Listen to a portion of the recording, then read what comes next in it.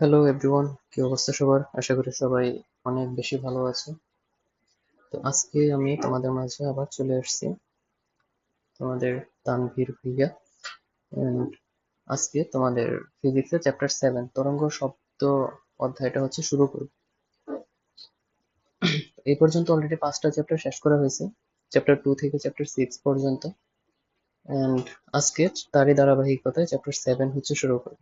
Chapter 7-এ তোমার দেখতে পাচ্ছ এখানে দুইটা পার্ট আছে, একটা পার্ট হচ্ছে তরঙ্গ এবং আরেকটা পার্ট হচ্ছে শব্দ।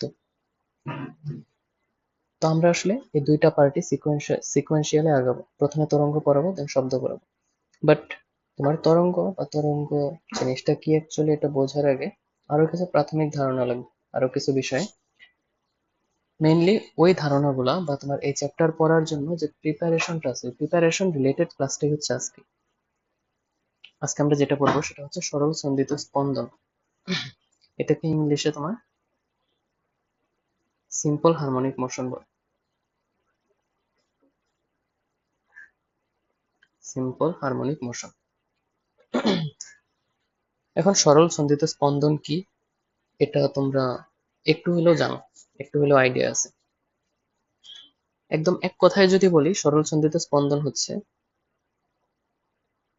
এক ধরনের পর্যাবৃত্ত গতি।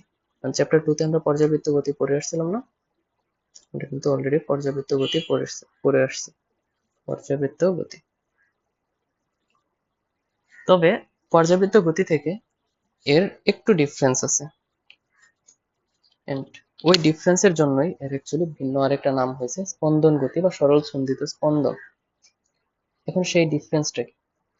ডিফারেন্সটা বোঝার আগে পর্যাবৃত্ত গতি সম্পর্কে একটা জিনিস মনে করার চেষ্টা করো, যে পর্যাবৃত্ত গতি যখন আমরা পড়েছিলাম তখন এখানে কি হইতো বা পর্যাবৃত্ত গতির বৈশিষ্ট্যটা কি ছিল। পর্যাবৃত্ত গতির বৈশিষ্ট্য কিন্তু ছিল তোমার যে কোনো একটা গতি, কোনো একটা বস্তু যদি তার গতি রিপিট করে, একটা কথা, একটা হচ্ছে গতি রিপিট হবে, সেকেন্ডলি যেটা হচ্ছে সেটা হলো তার তো অবশ্যই একটা গতিপথ থাকবে, যেই পথে সে চলাচল করবে। তো এই গতিপথে একটি নির্দিষ্ট বিন্দুকে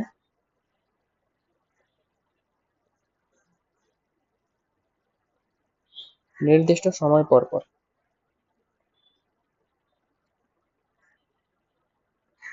নির্দিষ্ট সময় পর পর একই দিক থেকে অতিক্রম করে।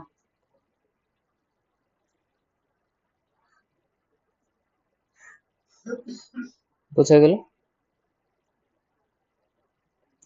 তো এটা কিন্তু অলরেডি আমরা পড়ে আসছিলাম। পর্যাবৃত্ত গতি কি হয়? প্রথমত গতি রিপিট করে, দ্বিতীয়ত গতিপথের একটা নির্দিষ্ট বিন্দুকে নির্দিষ্ট সময় পর পর, দেখো, নির্দিষ্ট সময় পর পর, এটা হচ্ছে একটা পয়েন্ট, এরপর হচ্ছে একই দিক থেকে, এটা আরেকটা পয়েন্ট। এই দুটো খুব ইম্পর্টেন্ট পয়েন্ট, অতিক্রম করবে। তাহলে পর্যাবৃত্ত গতিতে গতি রিপিট হবে, গতিপথের একটা সার্টেন পয়েন্টকে একটা নির্দিষ্ট দিকে বা নির্দিষ্ট দিক থেকে নির্দিষ্ট সময় পর পর অতিক্রম করবে। এখন এই যে নির্দিষ্ট সময়, এই সময়কে বলা হয় হচ্ছে পর্যায়কাল। অর্থাৎ তোমার যে নির্দিষ্ট সময় পর পর গতিটা রিপিট হবে, নির্দিষ্ট সময়ের নাম হচ্ছে পর্যায়কাল, বা এটাকে ইংলিশে বলবো টাইম পিরিয়ড। এন্ড এটাকে প্রকাশ করে হচ্ছে ক্যাপিটাল টি দিয়ে। এখন এই জিনিসগুলো একটু ভিজুয়ালাইজ করার ট্রাই করি। ধরো তোমার কাছে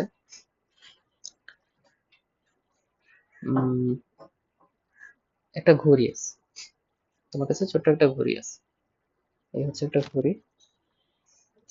তো ঘড়ির কি হয়, ঘড়ির ক্ষেত্রে ঘড়ির যে সেকেন্ডের কাঁটাটা নিয়ে চিন্তা করো, এটা 12টার ঘর, and এটা যদি সেকেন্ডের কাঁটা হয়, তাহলে এই সেকেন্ডের কাঁটা কিন্তু একদম সমান সমান 60 সেকেন্ড পর পর, 60 সেকেন্ড পর পর কিন্তু তার গতি রিপিট করে। অর্থাৎ একই বিন্দুকে, এই যে 12টার যে বিন্দু, এই বিন্দুকে প্রতি 60 সেকেন্ড পর পর একই দিক থেকে অতিক্রম করে। কোন দিক থেকে? নর্মালি বাম দিক থেকে ডান দিকে, মানে ঘড়ির কাঁটার দিকে যেটাকে বলি। ওকে, তো এটা হচ্ছে সেকেন্ডের কাঁটা ধরলাম। সেকেন্ডের কাটা এ কি করে তোমার 60 সেকেন্ড পর পর গতি রিপিট করে বা পুনরাবৃত্তি করে। বুঝলাম। তাহলে ঘড়ির সেকেন্ডের কাটার গতি কিন্তু পর্যাবৃত্ত গতি। এবার আমরা যদি ঘড়ির মিনিটের কাটার কথা চিন্তা করি, তাহলে ঘড়ির একটা মিনিটের কাটা কিন্তু ঠিক 1 ঘন্টা পর পর একটা নির্দিষ্ট বিন্দুকে অতিক্রম করে। তাহলে ঘড়ির মিনিটের কাটা তোমার পর্যায়কাল হচ্ছে 60 মিনিট, 60 মিনিট। 60 মিনিটকে সেকেন্ডে কনভার্ট করলে 60 × 60 3600 সেকেন্ডের মতো আসে। আচ্ছা, ওইটা বেশি একটা ইম্পর্টেন্ট। এবার তোমাদের মনে একটা প্রশ্ন আসতে পারে যে পর্যাবৃত্ত গতি হইতে হলে এর গতিপথ কি অলওয়েজ বৃত্তাকারী হইতে হবে, না যে কোনো অন্য কোনো শেপ হইতে পারে? এটার অ্যান্সার হচ্ছে রিয়া যে গতিপথের আকৃতি যে কোনো আকৃতি হইতে পারে। গতিপথ কিন্তু যে কোনো আকৃতির হইতে পারে, শুধু বৃত্তাকারী যে হইতে হবে এমন। গতিপথ যে কোনো আকৃতি হতে পারে। যেমন তোমার গতিপথ আয়তাকার হইতে পারে এরকম। এটা হচ্ছে তোমার কণাটার গতিপথ, যেখানে কণাটা হচ্ছে ধরলাম যখন সময় 0 সেকেন্ড তখন এই পয়েন্টে আছে। এবার এই কণাটা কি করতেছে, ধরলাম আমরা হচ্ছে ঘড়ির কাঁটার দিকে ঘুরতেছে, একটা আয়তাকার পথে ঘড়ির কাঁটার দিকে ঘুরতেছে, এন্ড এর টাইম যখন টি অর্থাৎ ক্যাপিটাল টি, তখন এটা ঘুরে আবার এই পয়েন্টে আসছে। তো এই পয়েন্টকে সে রেফারেন্স ধরে তার গতি শুরু করছে, তারপর ঘুরে পুরো পথ ঘুরে এসে আবার কিন্তু এই পয়েন্টকে অতিক্রম করছে কতটুকু সময় পর, টি সময় পর। এরপর আবার ধরলাম T = 2t সময় পর সেম এই পয়েন্টকে অতিক্রম করছে। তাহলে ভাই একটা কথা চিন্তা করো, টাইম যখন টি তখন এই পয়েন্টটা অতিক্রম করে যাচ্ছিল না সে? ওকে, অতিক্রম করে যাচ্ছিল। তো পুরো পথ আসলো, ঘুরলো ঘুরলো ঘুরে আবার এই পয়েন্টে আসছে, তখন টাইম কত? 2t। তাহলে টাইম যখন টি ছিল তখন যাত্রা শুরু করলো, টাইম ইকুয়াল 2t তে আবার এখানে আসছে, তাহলে পুরো পথ ঘুরতে তার কতটুকু সময় লাগছে? 2t - t না, কারণ টি তে সে যাত্রা শুরু করছে, তার শেষ সময় ছিল 2t সেকেন্ড। তাহলে এই 2t এবং t এর মধ্যবর্তী যে সময়টুকু, এই সময়টুকুতে সে তার গতিপথ পুরোটা কমপ্লিট করে আবার আগের বিন্দুতে আসছে, এন্ড আগের বিন্দুতে একই দিক থেকে আসছে। তাহলে এটাও কিন্তু পর্যাবৃত্ত গতি। এবার তোমার গতিপথ যদি এরকম হয় যে একটা ইরেগুলার শেপ, তখনও প্যারামি t = 0 তে যদি এখানে থাকে, t = 2t তে আবার এই পয়েন্টকে একই দিক থেকে অতিক্রম করতেছে, আবার যখন 2t তখনও সেম একই দিক থেকে অতিক্রম করতেছে। তাহলে কি এটা পর্যাবৃত্ত গতি না? এক্স্যাক্টলি। তাহলে ইরেগুলার শেপের ক্ষেত্রে কিন্তু পর্যাবৃত্ত গতি হচ্ছে। ইভেন শুধু এটাই না, পর্যাবৃত্ত গতি সরলরৈখিক হতে হয়। সরলরৈখিকের কেসটা আমি একটু পর দেখাবো। আচ্ছা, তাহলে কি হলো, এটা কিন্তু পর্যাবৃত্ত গতি হচ্ছে। কেন? কারণ এখানে যে দুইটা কন্ডিশন ছিল, গতি রিপিট করবে এবং গতিপথের নির্দিষ্ট বিন্দুকে নির্দিষ্ট সময় পর পর একই দিক থেকে অতিক্রম করবে, এই দুইটা কন্ডিশন সে ফুলফিল করে। যেহেতু দুইটা কন্ডিশন সে ফুলফিল করে, দেখছো এটা হচ্ছে পিরিয়ডিক মোশন বা পর্যাবৃত্ত গতি। এবার এটার ক্ষেত্রে যখন দেখলাম, তখনও একটা নির্দিষ্ট সময় পর পর গতিপথের নির্দিষ্ট বিন্দুকে একই দিক থেকে অতিক্রম করে এবং এটার গতিপথ হচ্ছে রিপিট করে। দ্যাটস ওয়াই এটা একটা পর্যাবৃত্ত গতি। বুঝলাম, ওকে। এবার পর্যাবৃত্ত গতি থেকে একটু শিফট করে আমরা যাব হচ্ছে এখন স্পন্দন গতিতে বা সিম্পল হারমোনিক মোশন।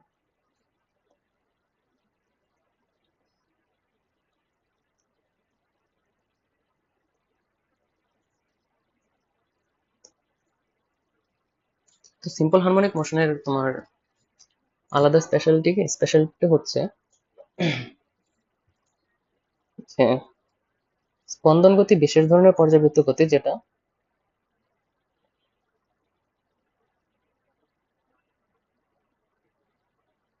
পর্যায়কালের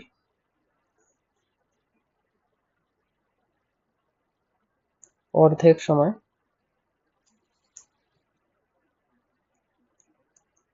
একদিকে এবং বাকি অর্ধেক সময় অন্যদিকে, অন্যদিকে মানে বিপরীত দিকে, বিপরীত দিকে অতিক্রম করে। যদি করে তাহলে এটা হচ্ছে স্পন্দন গতি, এটাকে আমরা বলবো স্পন্দন গতি। সরল স্পন্দন গতি তাহলে কোনটা?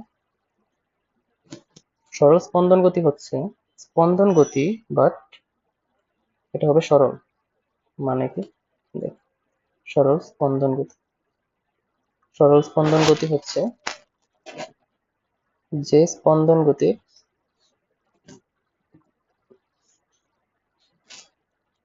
গতিপথ সরল রৈখিক, তো যে স্পন্দন গতির গতিপথ সরল রৈখিক হবে সেটা হচ্ছে সরল স্পন্দন গতি। তাহলে সরল স্পন্দন গতির ক্ষেত্রে কিন্তু আমার যে কোনো শেপের গতিপথ হওয়া যাবে না। এই ক্ষেত্রে গতিপথটা একটা নির্দিষ্ট শেপের হওয়া লাগবে, ওই শেপটা হচ্ছে একটা সরল রেখা। তো এটা ধরলাম আমার গতিপথ। গতিপথের ক্ষেত্রে এখানে কি হবে, যে একটা নির্দিষ্ট বিন্দু তার গতিপথে অর্ধেক সময় যদি ডান দিকে চলে, বাকি অর্ধেক সময় সে বাম দিকে চলে। ঠিক আছে? অর্ধেক সময় যদি সে ডান দিকে চলে, বাকি অর্ধেক সময় সে বাম দিকে চলে। বুঝলাম? আচ্ছা দেখো, ধরো কণাটা হচ্ছে যাত্রা শুরু করলো মধ্যবিন্দু থেকে না শুরু করে অন্য আরেকটা বিন্দু থেকে যাত্রা শুরু করলো সে।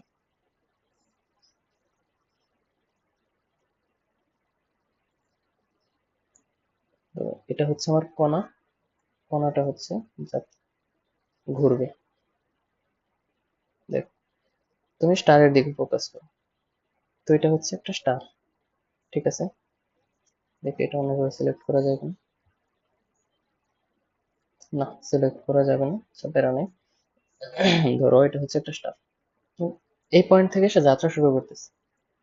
সে যাত্রা করবে এইভাবে, সে সরলরৈখিক পথে বিপরীত প্রান্তে পৌঁছাবে, আবার সে উল্টা দিকে আগের বিন্দুতে আসবে, আবার বিপরীত দিকে যাবে, আবার বামে, আবার ডানে, আবার বামে। অর্থাৎ তার গতিপথটা এরকম হবে।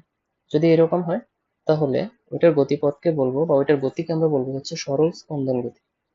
এন্ড এই সরল স্পন্দন গতির গতিপথের যে মধ্যবিন্দু, গতিপথের গতিপথের হচ্ছে মধ্যবিন্দু,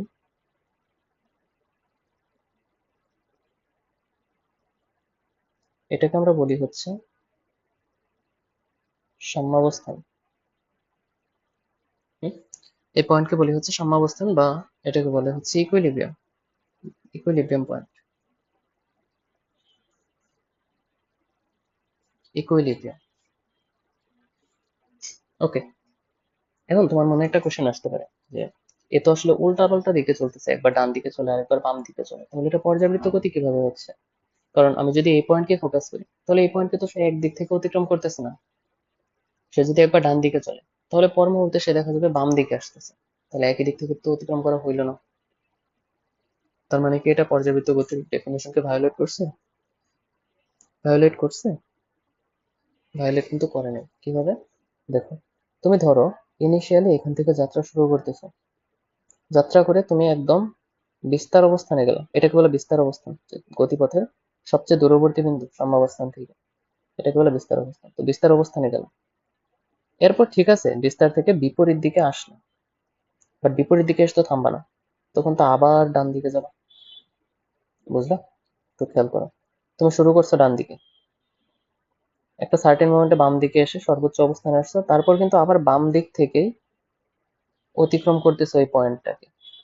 তো এই পয়েন্টটাকে নির্দিষ্ট সময় পর পরই কিন্তু বাম দিক থেকে অতিক্রম করতেছো। এখন ইট ডাজেন্ট ম্যাটার যে মাঝখানে একবার ডান দিক থেকে অতিক্রম করে চলে আসছো, আমরা ওইটাকে ইগনোর করতে পারি। আমাদের কন্ডিশন ছিল নির্দিষ্ট সময় পর পর একই দিক থেকে অতিক্রম করা লাগে, নির্দিষ্ট সময় পর পর একই দিক থেকে অতিক্রম করা লাগে। এখন দুইবার একই দিক থেকে অতিক্রম করার মাঝে আরেকটা স্টেপ যদি থাকে যেখানে বিপরীত দিকে অতিক্রম করছে, ইট ডাজেন্ট ম্যাটার, কারণ আমার যে দুইবার অতিক্রম করতেছে এই দুইবার অতিক্রমের মধ্যবর্তী সময়টা সমান থাকবে। দ্যাটস ওয়াই স্পন্দন গতিও এক ধরনের পর্যাবৃত্ত গতি। ক্লিয়ার? ঠিক আছে, ওকে, অলরাইট।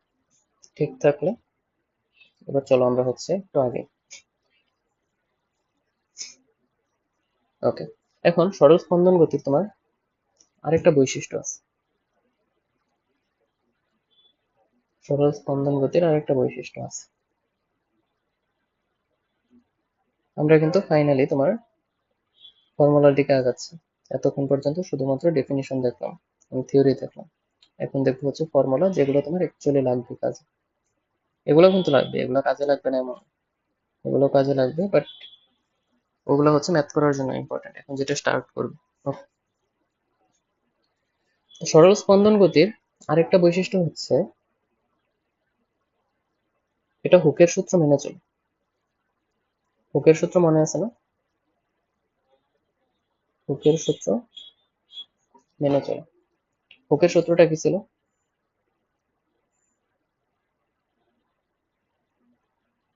হুকের সূত্রটা একটু বলো তো। হুকের সূত্রটা কিন্তু ছিল স্থিতিস্থাপক সীমার মধ্যে পীড়ন বিকৃতির সমানুপাতিক, এন্ড ওইখান থেকে আমরা দেখতাম এরকম আসতো এফ সমানুপাতিক মাইনাস এক্স, বা এখান থেকে আমরা বলতে পারি এফ ইকুয়াল মাইনাস কে এক্স। তখন এখানে এফটা কি? এফ কিন্তু বাইরে থেকে প্রযুক্ত পাবো না, এর অন্য একটা ডেফিনেশন আছে, সেটা হচ্ছে প্রত্যয়নী বল। এখন এটা নিয়ে বিস্তারিত আলোচনা তোমার আছে চ্যাপ্টার 5-এ, পদার্থের অবস্থা ও চাপ। চ্যাপ্টার 5-এর লেকচার 3, 4, 5 এরকম কোনো একটাতে হবে। আমি তোমার ক্লাসের যে টাইটেল আছে ওই টাইটেল লিখে দিছি, তো টাইটেল লিখে তুমি চাইলে ওই পার্টটুকু ওভারভিউ করে আসতে পারো। এখন যে ফ্রি স্টোরিং বলতে কি বোঝায়। Okay. এখানে তোমার আরো দেখো কিছু ভেরিয়েবল আছে। এক, এফ তো হচ্ছে প্রত্যয়নী বল, আর এক্স এর পরিচয়টা কি? এক্স এর পরিচয়টা নিয়ে কিন্তু ভাইয়া একটু কেয়ারফুল থাকা লাগবে। এটা হচ্ছে তোমার সাম্যাবস্থা থেকে দূরত্ব। অর্থাৎ তোমার এই কণাটা যদি একটা সার্টেন মোমেন্ট পর এখানে থাকে, একটা সার্টেন মোমেন্ট পর এখানে থাকে, তাহলে তার সাম্যাবস্থা যেটা ছিল ওইখান থেকে কণার দূরত্বটা হচ্ছে, বা কণার সরণ বলো বা দূরত্ব বলো যেটাই হোক, কারণ সরল রেখিত আসলে, সেটা হচ্ছে এক্স। আর সরণের তো একটা ডিরেকশন থাকবে। এই সরণের ডিরেকশন হচ্ছে তোমার যখন সাম্যাবস্থা থেকে যাত্রা শুরু করতেছো, তখন সাম্যাবস্থা থেকে যে পয়েন্টে আসো তুমি ওই পয়েন্টের দিকে। তাহলে তুমি যখন এই পয়েন্টে আসো, তখন তোমার সরণের দিক হবে সাম্যাবস্থা থেকে তোমার পয়েন্টের দিক। তুমি যখন এই পয়েন্টে থাকবে, তখন সাম্যাবস্থা থেকে তোমার ওই পয়েন্টের দিক হবে সরণের ডিরেকশন। তো আমি এখানে হচ্ছে ডিরেকশনটা দেখিয়ে দিচ্ছি, এক্স এর ডিরেকশন এটা। আর আমরা আরেকটা জিনিস কি দেখছিলাম, যে গতিপথের সবচেয়ে দূরবর্তী যে বিন্দুটা, ওই বিন্দুটার দূরত্ব হচ্ছে ক্যাপিটাল এ, ওইটাকে আমরা বলি হচ্ছে বিস্তার। তো এই দূরত্বটাও কিন্তু এ, তো এটা এ, এটা হবে মাইনাস এ। মাইনাস এ বললাম কারণ এটাকে আমরা জিরো ধরে নিয়েছি। ডান দিকে যদি এ হয়, তাহলে বাম দিকে সমপরিমাণ দূরত্ব মাইনাস এ হবে। ঠিক আছে, ওকে। তাহলে এখানে এ কে কি বলতেছি, এ হচ্ছে অ্যামপ্লিটিউড বা বিস্তার। হোপফুলি বুঝতে পারছো, অ্যামপ্লিটিউড বা বিস্তার। ঠিক আছে, এখন পর্যন্ত সরল সন্ধিত স্পন্দন বুঝলাম, বোঝা গেল? ঠিক আছে, যদি বোঝা গিয়ে থাকে তাহলে এখন আমরা হচ্ছে সরল সন্ধিত স্পন্দন গতি সম্পন্ন করি না, সরল সন্ধিত স্পন্দন গতি হয় এরকম দুইটা সিস্টেম নিয়ে দেখব।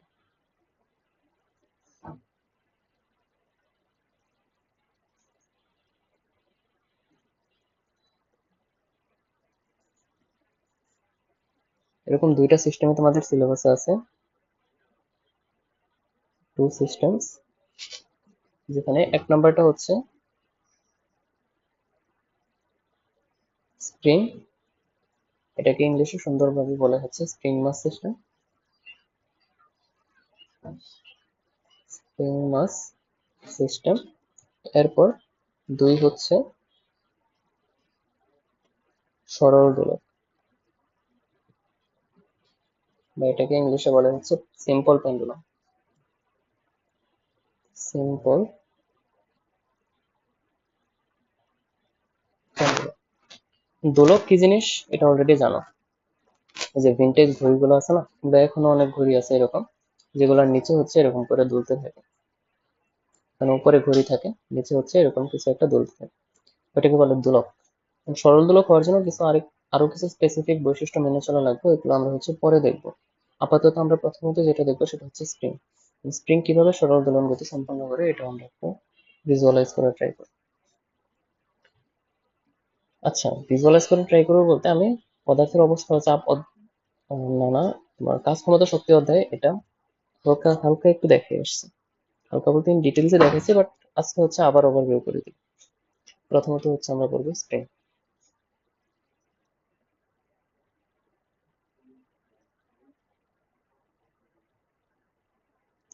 স্প্রিং তো চিনি সবাই, তাই না? ধরো তোমার এরকম একটা স্প্রিং আছে উলম্বভাবে ঝুলানো, যেটার এক প্রান্ত উপরে কোনো একটা ছাদে বা কোনো একটা জিনিসের মধ্যে বাঁধা, আরেকটা প্রান্ত হচ্ছে মুক্ত। এখন ওই মুক্ত প্রান্তে একটা ভরের বস্তু ঝুলাই দিন। যদি ঝুলাও তাহলে সে অবশ্যই কিছু পরিমাণ বল প্রয়োগ করবে নিচের দিকে।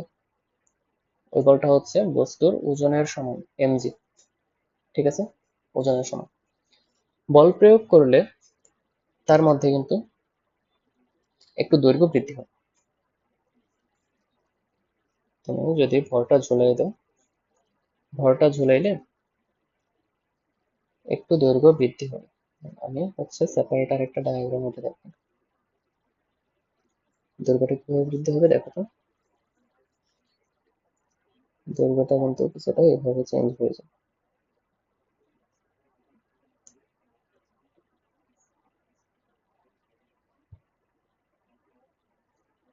এরকম ভাবে একটু দৈর্ঘ্য বৃদ্ধি হয়ে যায়। ঠিক আছে, তো দৈর্ঘ্য বৃদ্ধির পরিমাণকে আমরা বলতেছি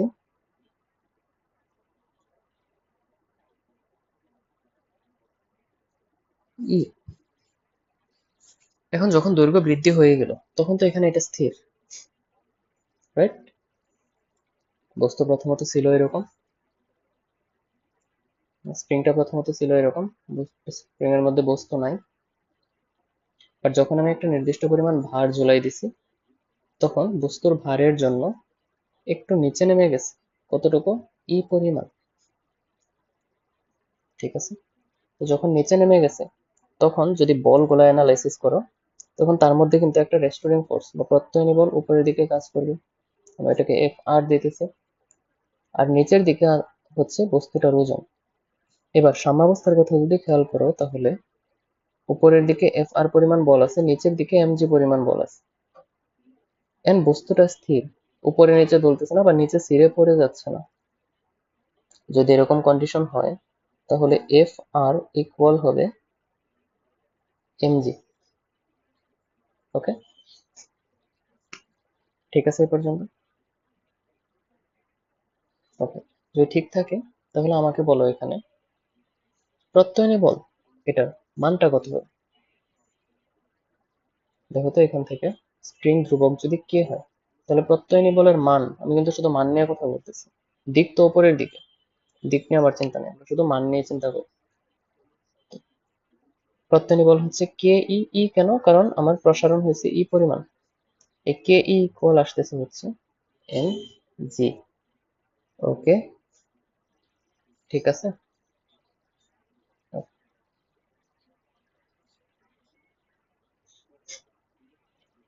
এরপর দেখো কি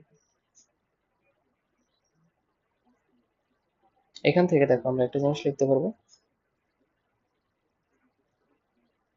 যে কে ডিভাইড বাই এম এটা ইকুয়াল হচ্ছে G divide by E. Left hand সাইডে একটা জিনিস খেয়াল করে দেখো, একটা পার্ট হচ্ছে কে ডিভাইড বাই এম। এই কে ডিভাইড বাই এম কে কিন্তু আমরা আরেকটা নামে জানি, এটাকে বলে হচ্ছে ওমেগা স্কোয়ার বা কৌণিক কম্পাঙ্ক। এটাও তোমার কাজ ক্ষমতা শক্তি অধ্যায়ে পড়ে আসছে, ওমেগা স্কোয়ার। এটা ইকুয়াল জি ডিভাইড বাই ই। ঠিক আছে, আচ্ছা। এরপর ওমেগার মান কত জানতো আমরা? 2 পাই ডিভাইড বাই টি, এটা অলরেডি পড়ে আসছে। এসএইচএম নামে একটা তোমার কাজ ক্ষমতা শক্তি অধ্যায়ে যাবো, ওইখানে একটা ক্লাসে দেখবা এসএইচএম মানে ডেডিকেটেড নেম লিখিয়ে দিচ্ছে তোমার টাইটেলে এসএইচএম। তো এখান থেকে এসএইচএমটা একটু দেখে নেব। Okay, omega square equal 2 pi divide by T তার স্কোয়ার ইকুয়াল হচ্ছে জি ডিভাইড বাই ই।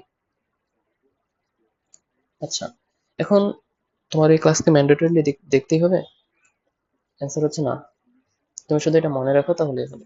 কিন্তু তোমার এই যে প্রসেসটা, পুরো প্রসেস দেখাচ্ছে, এটা তোমার লাগবে না। তোমার লাস্টে যে স্টেটমেন্টটা আসবে ফর্মুলা, ওই ফর্মুলাটা লাগবে শুধু। আচ্ছা, এখন উভয় পক্ষকে যদি বর্গমূল করে দাও তাহলে 2 pi divide by T equal root over of G divide by E আসবে। এবার একটা কাজ করো, সেটা হচ্ছে ই কে বাম পাশে, টি কে ডান পাশে নিয়ে যাও। মানে সহজ কথা, উভয় মানে পুরো ইকুয়েশনকে টি দিয়ে গুণ করে এই পার্টটুকু দিয়ে ভাগ করে দাও।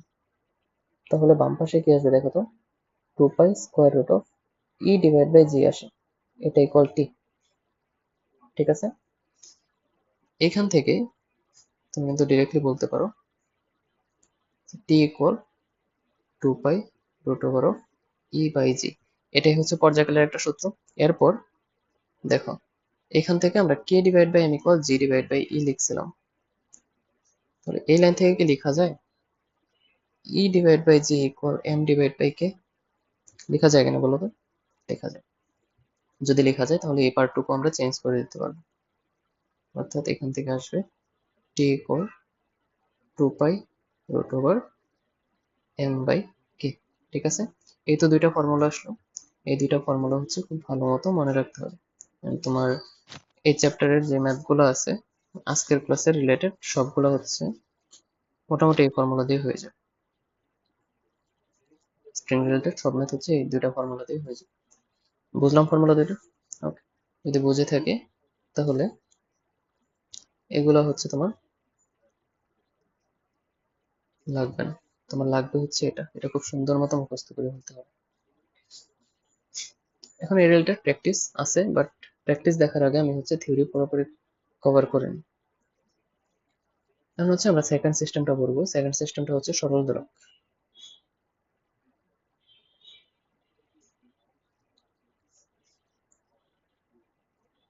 সেকেন্ড সিস্টেম হচ্ছে সরল দোলক। ঠিক আছে,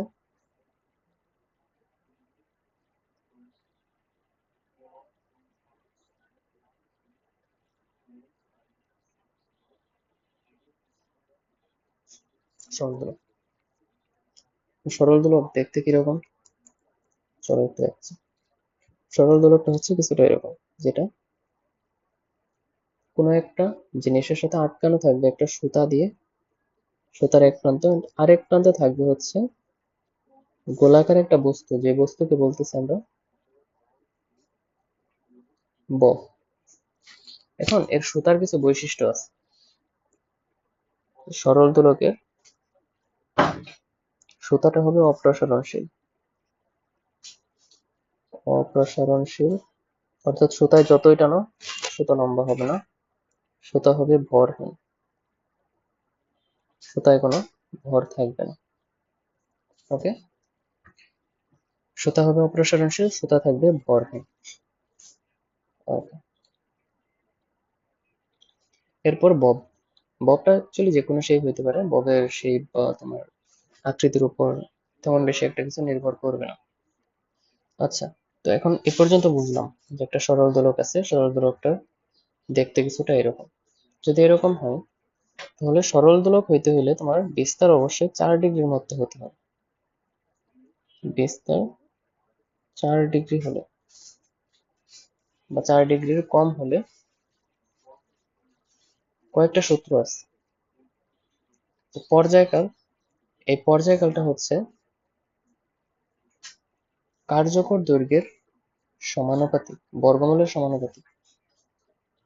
কার্যকর দৈর্ঘ্যটা কি এটা একটু দেখা লাগবে। চলো একটু দেখি, একটু লিখি। এল হচ্ছে কার্যকর দৈর্ঘ্য, কার্যকর দৈর্ঘ্য। কার্যকর দৈর্ঘ্য কি? কার্যকর দৈর্ঘ্য হচ্ছে যে পয়েন্ট থেকে ঝুলাই দিছে, যে পয়েন্ট থেকে তুমি ঝুলাই দিছো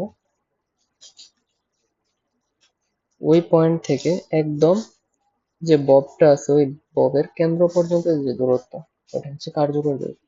তাহলে দেখো কার্যকর দৈর্ঘ্য কিন্তু দুইটা পার্ট আসতেছে। একটা পার্ট যেটা হচ্ছে এই পর্যন্ত, কি বলতেছে স্মল এল হচ্ছে সুতার দৈর্ঘ্য। এরপর আরেকটা ছোট্ট পার্ট এইটুকু, এটুকু হচ্ছে আর। এল এবং আর এর পরিচয় কি এখানে? স্মল এল হচ্ছে সুতার দৈর্ঘ্য,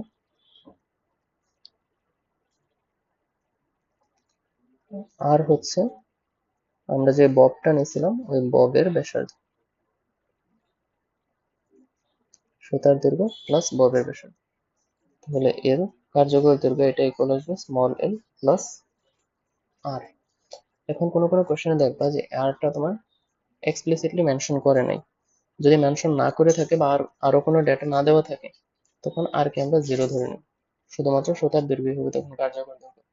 বাট যদি ববের ব্যাসার্ধ দেওয়া থাকে বা ববের আয়তন দেওয়া থাকে তখন ওই ক্ষেত্রে আমার কার্যকর দৈর্ঘ্য হবে এল প্লাস আর। ঠিক আছে, ওকে। বিস্তার যদি সরল দোলকের ক্ষেত্রে 4 ডিগ্রির চেয়ে কম হয় তাহলে T is proportional to root over of L. এরপর টি হবে তোমার যে স্থানে সরল দোলকটা আছে ওই স্থানে অভিকর্ষীয় ত্বরণের বর্গমূলের ব্যস্তানুপাতিক। ঠিক আছে, এখন এই দুইটা যদি তুমি কম্বাইন করো তাহলে T is proportional to root over of L by G আসে। এরপর প্রপোর্শনালিটি কনস্ট্যান্ট, প্রপোর্শনাল সিম্বলটা তুলতে হলে একটা প্রপোর্শনালিটি কনস্ট্যান্টটা আসে, ওই প্রপোর্শনালিটি কনস্ট্যান্টের ভ্যালু হচ্ছে 2 পাই। আলটিমেটলি সরল দোলকের দোলনকালের ফর্মুলা হচ্ছে এটা 2 pi root over of L divide by G. বুঝতে পারলাম? ওকে, ঠিক আছে। এখন এখানে তোমার আরো কিছু বেসিক কোশ্চেন আছে, যেমন বিস্তার কেন 4 ডিগ্রির চেয়ে কম, অথবা আরেকটা কোশ্চেনও করতে পারো যে বিস্তার ভাইয়া তুমি বিস্তার কোণের মাধ্যমে দেওয়া আছে কেন? বিস্তার তো হবে দৈর্ঘ্য, তবে কেন কম? এটা রিজন আছে, কারণ দেখো এটা যদি তোমার সরল দোলক হয় তাহলে সরল দোলক তো অ্যাকচুয়ালি এইভাবে গতি সম্পন্ন করবে, তাই না? এরকম করে করে দুলতে থাকবে। বাট এটা সংজ্ঞায় যেহেতু বলছে সরল দোলক, তাহলে গতিপথ অবশ্যই সরল রৈখিক, অর্থাৎ স্ট্রেট লাইন হওয়া লাগবে, রাইট? গতিপথ যদি সরল রৈখিক হইতে চায় তাহলে কোণের মানটা খুবই কম থাকা লাগবে। কোণের মান যদি বেশি বড় হয়ে যায় তাহলে সেটা আর সরল রৈখিক থাকবে না, তখন সেটা বক্রপথে দুলতে থাকবে। and in that case সেটা আর সরল দোলক থাকবে না, সেটা শুধু দোলক হয়ে যাবে। তবে সরল দোলক হইতে গেলে কৌণিক বিস্তার কম হওয়া লাগবে। And এটা রেঞ্জটা নর্মালি থাকে হচ্ছে স্মলার দেন ইকুয়াল হচ্ছে 4 ডিগ্রি। এর চেয়ে বড় যদি হয়ে যায় তাহলে এই ফর্মুলার প্রযোজ্য হবে না। আচ্ছা, এখন এখানে কিছু বিষয় দেখার আছে, যে আমি তো ফর্মুলা লিখলাম 2 pi root over of L by G. এখন এই জিটা হচ্ছে তোমার স্থান ভেদে পরিবর্তন হবে। জি হচ্ছে তোমার যে স্থানে দোলক আছে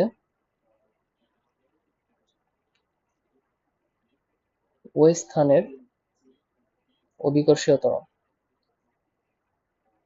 বুঝলো? যে স্থানে বস্তুটা আছে বা সরল দোলকটা আছে ওই স্থানে তোমার অভিকর্ষীয় ত্বরণ। আর এল তো কার্যকর দৈর্ঘ্য, এটা তো জানি, এল হচ্ছে কার্যকর দৈর্ঘ্য। এরপর এখানে আরেকটা জিনিস দেখার আছে, যে আমরা কিন্তু ভব না, অ্যাকচুয়ালি ববের ভর নিয়ে কিন্তু কোনো কথাবার্তা বলি নাই, তো অ্যাকচুয়ালি বলার দরকারও নেই। সরল দোলকের যে দোলনকাল আছে, দোলনকাল এটা ববের ভরের উপর নির্ভরই করে না। সরল দোলকের দোলনকাল ববের ভরের উপর নির্ভর করে না। ঠিক আছে, বুঝতে পারলাম? আচ্ছা, তো এটা হলো দোলনকাল। এবার তোমার যদি কম্পাঙ্ক চাই কোশ্চেনে, কম্পাঙ্ক আমরা অলরেডি জানি না কম্পাঙ্ক জিনিসটা কি।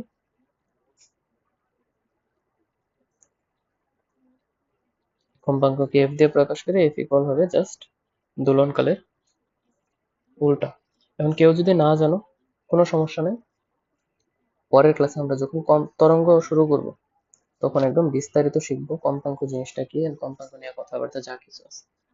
তাহলে তোমার কাছে যদি সামহাও সরল দোলকের কম্পাঙ্ক জিজ্ঞাসা করে ফেলে, তখন কি করবা? দোলকের দোলনকাল নির্ণয় করবা, তারপরে দোলনকালকে জাস্ট উল্টাই দিবা।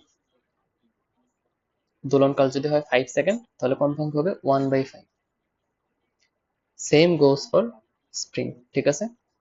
ঠিক আছে, আমি কিন্তু এত বেশি ডিটেলসে গেলাম না, এত ডিটেলস তোমার লাগবে না।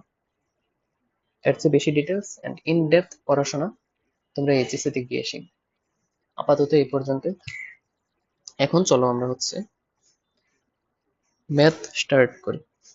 দেখো, তোমার বলছে 1 মিটার লম্বা একটি সুতায় 30 গ্রাম ভরের ইটের টুকরা ঝুলিয়ে দিলে দোলনকাল কত? তো প্রথমত কোশ্চেন পরে তোমার আইডেন্টিফাই করা লাগবে এই সিস্টেমটা অ্যাকচুয়ালি কি, সরল দোলক নাকি স্প্রিং। তোমার এই কোশ্চেনে দেখো তো সুতা বলছে না, এই কোশ্চেনে কিন্তু সুতা বলছে। যদি সুতা বলে, তাহলে সেটা অবশ্যই প্রসারণশীল হবে না। প্রসারণশীল না হইলে এটা হচ্ছে একটা সরল দোলক। তাহলে এটা একটা আমরা সরল দোলক ধরে নেব। সরল দোলক। যদি সরল দোলক হয় তাহলে বলতো সরল দোলকের দোলনকালের সূত্রটা কি ছিল? টি ইকুয়াল কিন্তু 2 pi root over of L by G. এখন যেহেতু কোন জায়গায় দোলনকাল নির্ণয় করছে এটা বলে নাই, এই জন্য জি এর ভ্যালু ডিরেক্টলি বসাই দিব হচ্ছে 9.8। কোনো কিছু উল্লেখ না করলে ডিরেক্ট 9.8, কোনো কিছু উল্লেখ না করলে 9.8, উল্লেখ করেনি মানেই 9.8। আর এল এর মান কত? তোমার এখানে ইটের টুকরার ভর দিয়ে দিছে, বাট ইটের টুকরার ব্যাসার্ধ বা ইটের টুকরার দৈর্ঘ্য এরকম কিছু বলে দিছে? বলে দেয় নাই, কিন্তু ইটের টুকরার ডাইমেনশন সম্পর্কে কিছু বলে নাই। তাহলে যে সুতার দৈর্ঘ্যটা আছে ওই সুতার দৈর্ঘ্যটি হবে আমার কার্যকর দৈর্ঘ্য, পরে হচ্ছে 1। তো এটা তুমি ক্যালকুলেটরে বসিয়ে দেখো কত আসে। ক্যালকুলেটরে বসাও, বসিয়ে অ্যান্সারটা বের করো। আমি যদি এখানে একটু চেক দিই, এখান থেকে আসবে 2 pi square root of L divide by হচ্ছে জি। এটা আসে হচ্ছে অ্যারাউন্ড 2.001 সেকেন্ড। 2.001 সেকেন্ড। তাহলে তোমার অ্যান্সার হবে খ। বুঝলাম? বোঝা কি গেল? খ। এবার 7 নাম্বারটা দেখ, নিচের কোন সম্পর্কটি সঠিক? এরকম কিছু একটা দেওয়া আছে। প্রথমটা হচ্ছে G equal 4 pi square T square divide by L. L equal এটা, টি ইকুয়াল এটা, এন্ড জি ইকুয়াল আবার এটা দেওয়া আছে। এখন এইটাতে দেখো একটা অপশনে ডিরেক্টলি দোলনকালের সূত্রই দিয়ে দিয়েছে, সো এটা কারেক্ট হবে, এটা আমরা বুঝতেই পারতেছি। বাট অন্য অপশনগুলো কারেক্ট হবে না কেন, এটা চলো একটু দেখে নেওয়া যায়। তো আমরা সূত্রটা কি দেখছিলাম? T equal 2 pi root over of L divide by G না? তুমি উভয় পক্ষকে বর্গ করে দাও, তাহলে টি স্কোয়ার ইকুয়াল আসবে 4 pi square into L by G. এখান থেকে যদি জি এর মানটা নির্ণয় করো তাহলে দেখো কি আসতেছে, 4 pi square L divide by T square. আর যখন তুমি এখান থেকে এল এর মান নির্ণয় করবা তখন কিন্তু আসবে, দেখো তো, G T square divide by 4 pi square. এখন এটা বা এটার সাথে ম্যাচ করে এরকম কোনো অপশন আছে কিনা দেখো। প্রথমত এখানে লিখছে G equal 4 pi square T square divide by, but আমরা তো পাইছিলাম কি 4 pi square L divide by T square, so এটা কারেক্ট না। আবার L equal 4 pi T square divide by G, but আমরা তো এখানে কি দেখছি G T square divide by 4 pi square, so এটাও কারেক্ট না। এটা দেখো G equal 4 pi square L divide by T square, এই অপশনের সাথে এটা ম্যাচ করে না। 4 pi square L divide by T square match করে কিনা বল? ঠিক আছে, যদি ঠিক থাকে তাহলে এখানে অ্যান্সার কিন্তু তোমার ঘ নাম্বারটাও হবে 4 pi square L divide by T square. 4 pi square L divide by T square, তাহলে এখানে অ্যান্সার তোমার দুইটা কারেক্ট। সো এটা বোর্ডে তোমার টাইপিং মিস্টেক হতে পারে, বা আমি যখন উঠাইছি তখন আমার মিস্টেক হতে পারে, বাট নর্মালি একটা অ্যান্সার তুমি অ্যান্সার করবে যখন বোর্ডে চলে আসবে তখন। এরপর 8 নম্বরটা দেখো, বলছে নিচের কোন সমীকরণটি সঠিক।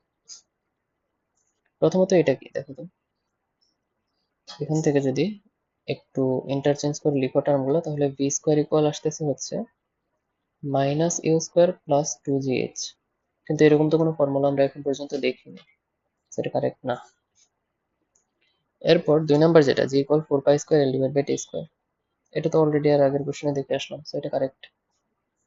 এরপর 3 নাম্বারটা, G equal G capital M divide by R square, এটা কিন্তু কারেক্ট না। কারেক্ট কিন্তু actually G divide by G equal G capital M divide by R square, এটা কারেক্ট, সো এটা কারেক্ট না। এরপর এটা এটা হচ্ছে প্যাসকেলের সূত্র, f1 divide by f2 equal আমরা জানতাম হচ্ছে a1 ডিভাইড বাই a2, এটা কারেক্ট, কিন্তু এখানে দেওয়া আছে a2 বাই a1, সো এটা ভুল। ঠিক আছে, তাহলে আমার অ্যান্সার হচ্ছে খ।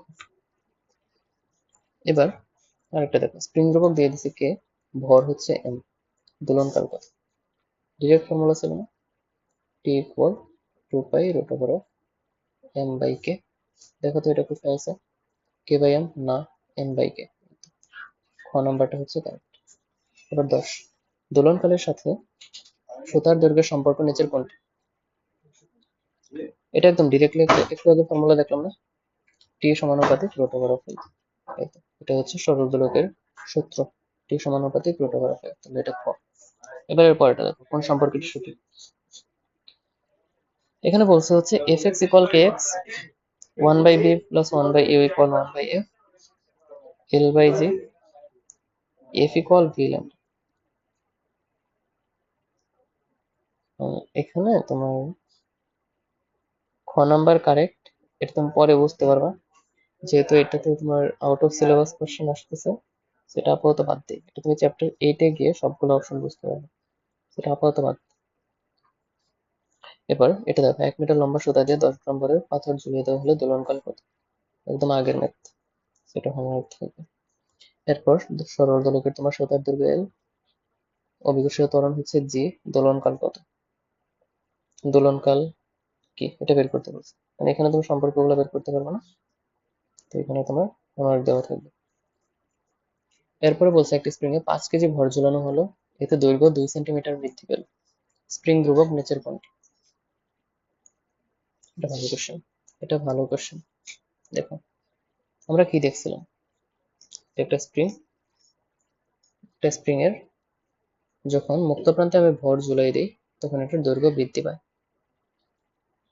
কিসের কারণে বৃদ্ধি পায়, বস্তুর ওজনের কারণে। কতটুকু বৃদ্ধি পেয়েছে, আমরা বলছিলাম ই পরিমাণ বৃদ্ধি পেয়েছে, ই পরিমাণ। এখন ই পরিমাণ যে বৃদ্ধি পাইছে, ই পরিমাণ বৃদ্ধি পাওয়ার কারণে তার মধ্যে একটা প্রত্যয়নী বল উদ্ভব হবে, যে বলটা হচ্ছে এফ ইকুয়াল কে। এটা কি, এটা হচ্ছে এফ আর, আর তোমার ওজন এফ ডাব্লিউ যেটা, ওইটা কত হবে, ডাব্লিউ কিন্তু হবে এমজি। এখন যখন তুমি ভরটা ঝুলাই দিছো, তখন তো আবার দৈর্ঘ্য বৃদ্ধি পেয়ে থেমে গেছে সে, যেহেতু থেমে গেছে তাহলে ঊর্ধ্বমুখী বল আর নিম্নমুখী বল হবে সমান। এখান থেকে বলতে পারবো কে ই ইকুয়াল এমজি। তো এখান থেকে স্প্রিং ধ্রুবক কত আসে, 5 ইন্টু জি এর মান 9.8 ডিভাইডেড বাই ভাগ হবে হচ্ছে ই দিয়ে, ই এর মান হচ্ছে 2 সেন্টিমিটার, সো 2 সেন্টিমিটারকে 2 মিটারে নেওয়া হয়, 10/2 দিয়ে গুণ করলে, তাহলে এখান থেকে স্প্রিং ধ্রুবক কত আসে, 5 ইন্টু 9.8 ডিভাইডেড বাই হচ্ছে 2 ইন্টু 10/2, স্প্রিং ধ্রুবক আসতেছে 2450, একক হবে নিউটন পার মিটার। কেন, কারণ হচ্ছে ওজনের একক নিউটন, তো এটুকু হবে নিউটন, আর আমি ভাগ করছি ই দিয়ে, যেটা একটা দৈর্ঘ্য, সো উপরে নিউটন নিচে দৈর্ঘ্য বা metre, so newton per metre. তাহলে এটার অ্যান্সার হবে তোমার কত নাম্বারটা, ঘ। এবার 15, দোলনকালের সাথে অভিকর্ষীয় ত্বরণ, এটা মুখস্থ প্রশ্ন, গ নাম্বার। ঠিক আছে, আচ্ছা এবার সিকিউ দেখো, সিকিউতে কি বলছে, তোমার একটা দৃশ্যকল্প দেওয়া আছে, এটা বোর্ডে আসা কোশ্চেন তোলা আর কি। ওকে, তো সরল দোলক বলছে সুতার দৈর্ঘ্য 99 সেন্টিমিটার, সুতার দৈর্ঘ্য 99 সেন্টিমিটার, এটা এল এর মান দেওয়া আছে, দোলকটিকে 9.8 মিটার পার সেকেন্ড স্কয়ার অভিকর্ষ ত্বরণ সম্পন্ন স্থানে দুলতে দেওয়া হলো, দোলনকাল বের করতে বলছে। এটা নিয়ে বেশি কিছু ভাবা লাগবে, ওটা তো ডিরেক্ট জানি, 2 pi root over capital L divide by G equal 2 pi root over of small l plus r divided by j। 2 pi root over of small l এর মান দেওয়া আছে 99 সেন্টিমিটার, তো 99 ইন্টু 10 ইনভার্স 2 মিটার প্লাস ববের ব্যাসার্ধ নিয়ে কথা বলেন এই জন্য 0 ডিভাইড বাই 9.8।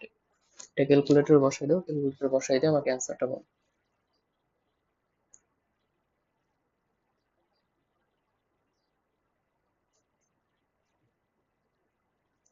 এটার অ্যান্সারটা আসলে হচ্ছে 1.99703 সেকেন্ড। এখানে একটু কেয়ারফুল থাকা লাগবে, এটাকে রাউন্ড করে 2 সেকেন্ড লেখা যাবে না, 2 সেকেন্ড লেখা যাবে না, এটা খুবই ইম্পর্টেন্ট একটা কথা। যদি লিখো মার্ক কমে যেতে পারে। কারণ কি, কারণ দেখো তোমার দুইটা যদি সরল দোলক দেওয়া থাকে, একটার দোলনকাল দেখবা আসতেছে 1.999 আর একটার দোলনকাল আসতেছে 1.997, তো এই দুইটার দোলনকালকে তুমি সমান বলতে পারবে না। তো তুমি যদি 2 তে রাউন্ড করে দাও তাহলে দুইটার দোলনকালই 2 সেকেন্ড চলে আসে, বাট দুইটার দোলনকাল তো অ্যাকচুয়ালি সমান না, একটার 0.999 আর একটা 1.997, এই জন্য আমরা ডিরেক্টলি রাউন্ড করবো না এগুলো। ওকে, মনে থাকে যেন। এরপর এটা দেখো, 2.45 কেজি ভরের দোলক ঘড়ির দণ্ডের কার্যকরী দৈর্ঘ্য কিন্তু দেওয়া আছে 100 সেন্টিমিটার। সো এটা কার্যকরী দৈর্ঘ্য দিয়ে দিছে, তাহলে ক্যাপিটাল এল এর মান দেওয়া আছে, ভরটা হচ্ছে 2.54 কেজি। এখন ঘড়িটিকে 900 কিলোমিটার উচ্চতা মহাকাশে নিয়ে যাওয়া হয়, আর এর মান দেওয়া আছে 6000 কিলোমিটার, জি এর মান দেওয়া আছে 9.8, পাই হচ্ছে 22/7। কোশ্চেন কি বলছে, উদ্দীপকের তথ্যের আলোকে ভূপৃষ্ঠে দোলক ঘড়ির স্প্রিং ধ্রুবক কত? ভূপৃষ্ঠে দোলক ঘড়ির স্প্রিং ধ্রুবক। আচ্ছা, এখানে তোমার এই টার্মটা অ্যাকচুয়ালি ঠিক না, এই টার্মটা অ্যাকচুয়ালি ভুল, বাট বোর্ডে যেহেতু আসছে এই জন্য আমি চেঞ্জ করি নাই। সেটা অ্যাকচুয়ালি স্প্রিং ধ্রুবক হবে না, এটা বল ধ্রুবক হবে, কারণ স্প্রিং ধ্রুবক শুধু স্প্রিং এর হয়। ঠিক আছে, এটা হচ্ছে বল ধ্রুবক। এখন বল ধ্রুবকটা কত হয় চলো বের করি।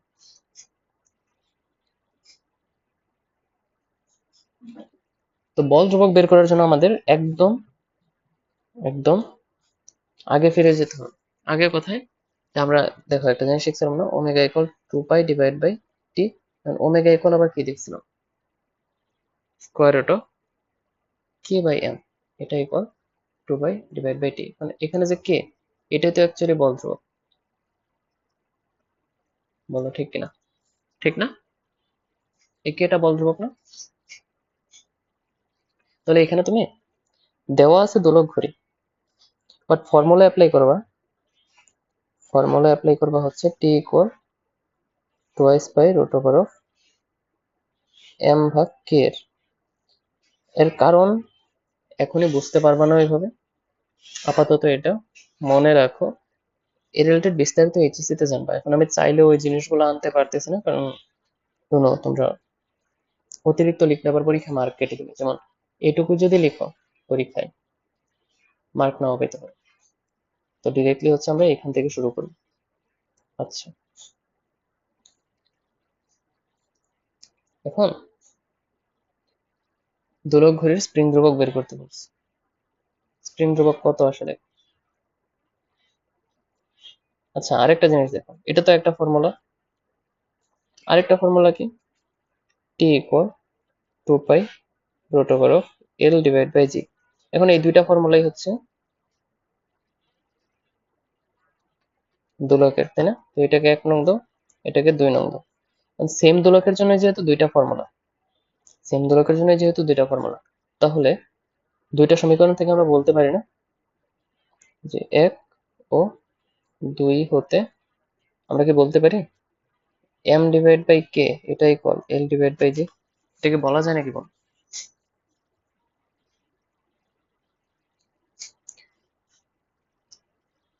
এটা কিন্তু ডিরেক্টলি বলা যায় না, বাট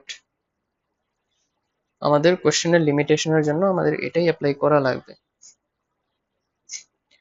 এটা কিন্তু ডিরেক্টলি বলা যাবে না, বাট আমাদের যেহেতু এনফ ডেটা দেওয়া নাই, এই জন্য আমাদের এটা ধরেই করা লাগবে, আমাদের হাতে সেকেন্ড কোনো অপশন নেই, ঠিক আছে?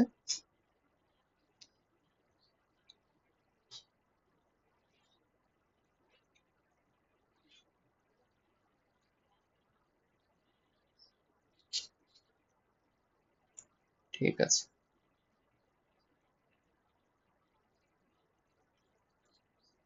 তো এখান থেকে তুমি কে এর মানটা কত পাবা দেখো তো। কে কে রাইট হ্যান্ড সাইডে নাও আর বাকি সবগুলো লেফট হ্যান্ড সাইডে নিয়ে আসো। তাহলে mg divide by l equal হবে কে।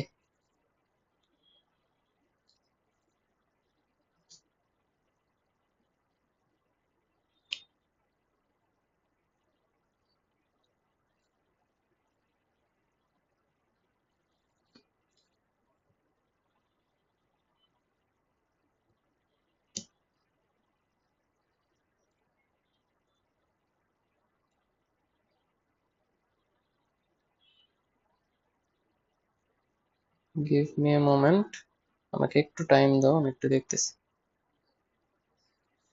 আর অ্যাকচুয়ালি এই কোশ্চেনে একটু খটকা লাগতেছে, তো এই জন্য আর কি একটু ভেরিফাই করে নিচ্ছি। ওকে, একটু টাইম দাও।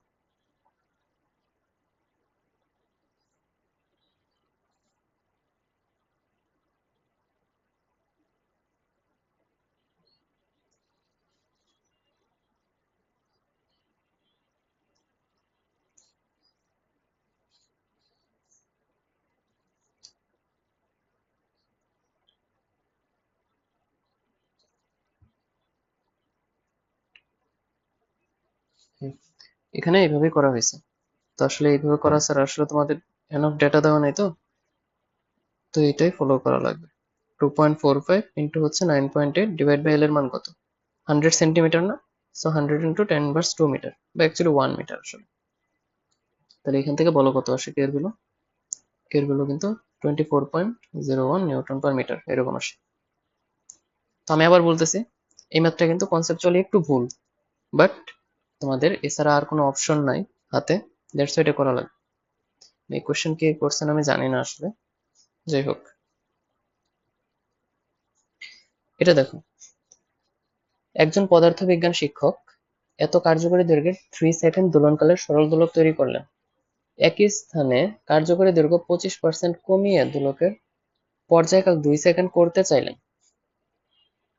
1 নম্বর বলছে উৎপন্ন সরল দোলকের কম্পাঙ্ক কত। সেখানে দুইটা ম্যাথ আছে, দুইটা ম্যাথ আমি সাইড বাই সাইড করবো, ছোট ছোট ম্যাথ। গ নম্বরে বলছে উৎপন্ন সরল দোলকের কম্পাঙ্ক কত। আচ্ছা, উৎপন্ন সরল দোলক, রাইট?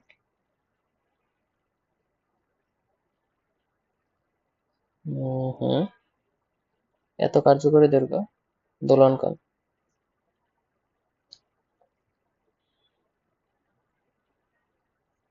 তো উৎপন্ন করছেন তো উনি অ্যাকচুয়ালি এই দোলকটা। ওই দোলক যদি উৎপন্ন করেন, তোমার টাইম পিরিয়ড দেওয়া আছে 3 সেকেন্ড, তাহলে কম্পাঙ্ক কত? কম্পাঙ্ক এফ ইকুয়াল হচ্ছে 1/t। So 1/3 second per second, 0.333 hertz. আচ্ছা, কম্পাঙ্ক যদি পড়ে না থাকো আগে, প্যারা নাই, আমি পরের ক্লাসে পড়াবো। তো আপাতত আপাতত আপাতত জাস্ট একটু দেখে রাখো, হ্যাঁ? প্যারা নেওয়ার দরকার নেই, পরের ক্লাসে সব কভার হয়ে যাবে বা ক্লিয়ার হয়ে যাবে।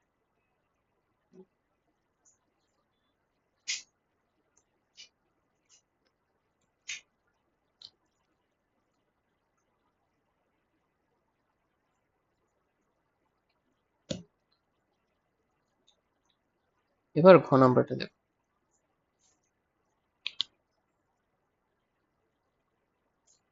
ঘ নম্বরে বলছে তোমার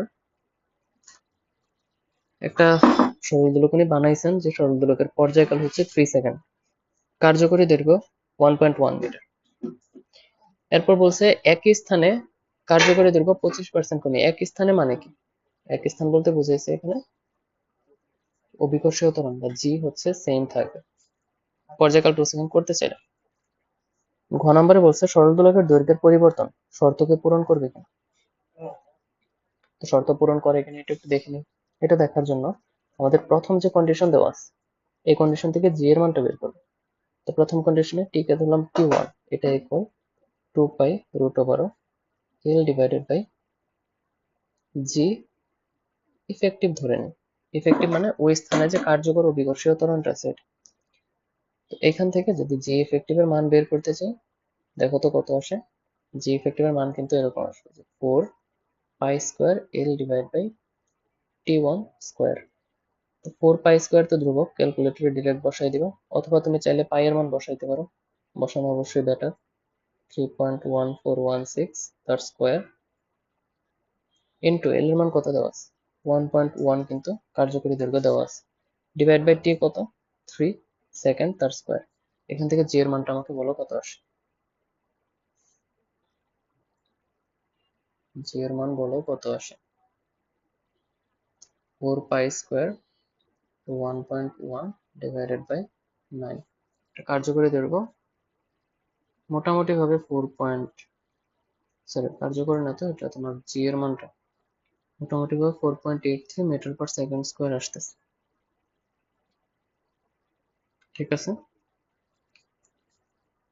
আচ্ছা, এখন ওই স্থানেই কার্যকরী দৈর্ঘ্য 25% কমাইছে। 25% যদি কমায় তাহলে পরবর্তী কার্যকরী দৈর্ঘ্যটা কত হবে বলো। এটাকে আমি এল প্রাইম বললাম। এল প্রাইমটা হচ্ছে আগের যে কার্যকরী দৈর্ঘ্য ছিল ওই দৈর্ঘ্য থেকে ওই দৈর্ঘ্যেরই 25% কমানো হয়েছে। তাহলে এখান থেকে বলো তো কি আসে, এল মাইনাস 25% মানে 0.25 ইন্টু এল, অর্থাৎ এখানে আসবে হচ্ছে 0.75 ইন্টু এল মানে 1.1। 0.75 ইন্টু 1.1 কত আসে, 0.825, 0.825 মিটার। এখন এই কার্যকরী দৈর্ঘ্য বিবেচনা করে দোলনকাল আবার বের করো। আবার না লিখে তুমি লিখো হচ্ছে, এখন পরবর্তী দোলকের দোলনকাল ক্যাপিটাল টি প্রাইম বলো, এটা equal 2 pi root over of L prime divide by G effective. একই স্থানে যেহেতু বলছে তার মানে জি হচ্ছে সেম থাকবে। তো এটা ইকুয়াল কত আসে, 2 pi root over of 0.825 divided by 4.83। So এটা আসতেছে হচ্ছে রাফলি 2 pi into square root of 0.825 divide by 4.83, এটা অ্যারাউন্ড 2.6 সেকেন্ড আসতেছে, যেটা অবশ্যই 2 সেকেন্ডের চেয়ে বড়। তার মানে এখান থেকে তোমরা বুঝতেই পারতেছি যে শর্তকে পূরণ করবে না, শর্ত পূরণ করবে না। ঠিক আছে। আচ্ছা, যদি ঠিক থাকে তাহলে পরের ম্যাথটা দেখো। পরের ম্যাথে বলছে একটি দোলকের কম্পাঙ্ক এটা, দৃশ্যকল্প 2 বলছে সামিনের 15 মিটার পিছন থেকে যেমন ধরে আছে। আচ্ছা, পরের পার্টটুকু তোমার লাগবে না, পরের পার্টটুকু হচ্ছে আমরা পরবর্তীতে দেখবো, আজকের ক্লাসের টপিক না এটা। দৃশ্যকল্প একে দোলকের দৈর্ঘ্য নির্ণয় করতে বলছে। এটা কোনো ব্যাপার হইলো, দেখো তো তোমার এফ ইকুয়াল দেওয়া আছে 0.5 হার্টস। আমরা কি দেখছিলাম, টি ইকুয়াল 1/f না, আমরা কিন্তু উল্টাটা দেখছি অ্যাকচুয়ালি, যে এফ ইকুয়াল 1/t। তো এটা ইকুয়াল হচ্ছে 1/t। তাহলে এখান থেকে টি ইকুয়াল কি পাবো, 1/0.5 বা 2 সেকেন্ড। যদি 2 সেকেন্ড হয় তাহলে আমরা জানি কি T equal 2 pi root over of L divide by G. আমরা জানি এটা টি এর মান হচ্ছে 2 second equal 2 pi root over of L divide by G, এর গুলো দেওয়া নেই মানে 9.8। এরপরে 2 আর 2 কাটা যায়, তাহলে এল ইকুয়াল আসতেছে 9.8 divided by pi square. 9.8 divide by pi square, এটা রাফলি 1 এর মতো আসবে, আমি শিওর না, আমি একটু দেখতেছি। 9.8 ডিভাইড বাই 3.1416 তার স্কোয়ার, 0.993 মিটার। এন্ড এটাই হচ্ছে তোমার অ্যান্সার। ঠিক আছে, ওকে। এখন আজকের ক্লাসের লাস্ট ম্যাথ দেখো। ম্যাথটাতে বলা আছে স্প্রিং ধ্রুবক 200 নিউটন পার মিটার। সেটার কে এর মান দেওয়া আছে 200 নিউটন পার মিটার, এবং যে বস্তুটা ঝোলানো আছে ওই বস্তুটার ভর হচ্ছে পাই কেজি। এবার কোশ্চেনে বলছে স্প্রিং এ সংযুক্ত ভরটি হালকা টেনে ছেড়ে দিলে দোলনকাল কত হবে। আমি কি করছি, ভরটা তো ইনিশিয়ালি এরকম ছিল, তারপর এটাকে অল্প একটু টান দিছি, টান দিলে কি হবে, এক্সট্রা একটা রেস্টোরিং ফোর্স ক্রিয়েট হবে, ওই রেস্টোরিং ফোর্সের জন্য সে উপরে নিচে দুলতে থাকবে। তো যদি দুলতে থাকে তাহলে দোলনকাল আমরা জানি হচ্ছে we know T equal 2 pi square root of M by K. 2 pi square root of M এর মান দেওয়া আছে পাই, কে এর মান কত 200 নিউটন পার মিটার। এখান কত আসে বলো তো, 2 pi into square root of pi divide by 200। এখান থেকে রাফলি আসতেছে 0.7875 সেকেন্ডের মতো। সো এটাই হচ্ছে অ্যান্সার। ওকে ওকে, তো আজকের ক্লাস মোটামুটি এই পর্যন্তই। আমরা এই ক্লাসে কি কি দেখলাম, আমরা এই ক্লাসে হচ্ছে ইন্ট্রোডিউস করেছি সরল সন্ধিত স্পন্দন, এটা নিয়ে বিস্তারিত দেখলাম জিনিসপত্র। এরপর সরল সন্ধিত স্পন্দন যে হুকের সূত্র মেনে চলে এটা দেখছি। সরল সন্ধিত স্পন্দনের রিলেটেড বিভিন্ন রাশি দেখছি, যেমন গতিপথের সর্বোচ্চ বা সবচেয়ে দূরের বিন্দুকে বলা হয় বিস্তার অবস্থান, মধ্যবিন্দুকে বলে সাম্যাবস্থা, বিস্তার কে দিয়ে প্রকাশ করে। এরপর আরো জিনিস দেখছি, সেটা হচ্ছে প্রত্যানী বল F equal to minus K x. এরপর সরল সন্ধিত স্পন্দন বা সরল দোলন গতি সম্পন্ন করে এমন দুটো সিস্টেম দেখছি, একটা হচ্ছে স্প্রিং আর একটা হচ্ছে সরল দোলক। তারপর স্প্রিং এর ক্ষেত্রে আমাদের যেটা লাগবে দোলনকালের সূত্রটা লাগবে, এরপর হচ্ছে তোমার সরল দোলকের সূত্রটা লাগবে। সূত্র দেখলাম এন্ড ওই রিলেটেড কিছু এমসিকিউ প্লাস সিকিউ সলভ করলাম। মোটামুটি এই পর্যন্তই হচ্ছে সরল দোলক রিলেটেড আলোচনা, সরল সন্ধিত স্পন্দন রিলেটেড আলোচনা। পরের ক্লাসে হচ্ছে আমরা স্টার্ট করব তরঙ্গ। তো সেই পর্যন্ত তোমার পড়াশোনা করতে থাকো, বইতে তো তেমন কিছু নাই। So, তোমার কাছে যদি কোনো গাইড থাকে বা কোনো টেস্ট পেপার থাকে আর প্র্যাকটিস ম্যাটেরিয়ালস যদি থাকে তোমার কাছে, ওইখান থেকে আমি আজকে যা যা পড়াইলাম ওই জিনিসপত্র হচ্ছে ধরে ধরে প্র্যাকটিস করে ফেলবো। পরের ক্লাসে তাহলে দেখা হচ্ছে তরঙ্গ নিয়ে। সে পর্যন্ত সবাই পড়াশোনা করতে থাকো, বেশি প্রেশার নেওয়ার দরকার নেই, চিল থাকো। And এই তো, আল্লাহ হাফেজ সবাইকে, আসসালামু আলাইকুম।